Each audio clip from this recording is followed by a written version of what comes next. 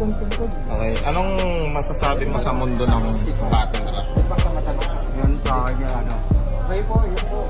Isang malaking hamon siya na nag-culture shock din sa akin talaga. Siyempre bilang bata na parang biglang pumasok tapos boom. Nakakabigla din kasi noon nung bilang batang kalsada halos ano lang din eh.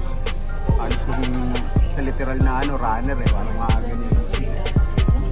Tapos yun, hindi ko rin nakalain. Kaso sa bad side naman, ang masasabi ko siguro, ito habang natagal, mas naiisip ko rin na ano, para lumalaki na rin kasi yung ano ko. Tapos babae pa naman, makikita niya ako. Naisip ko ba pwedeng matukso siya ng mga kaibigan o mga magiging kaklase niya sa paaralan dahil sa profession ko na yun. Pero yun, napakalaki na binago sa akin ng battle rap siya.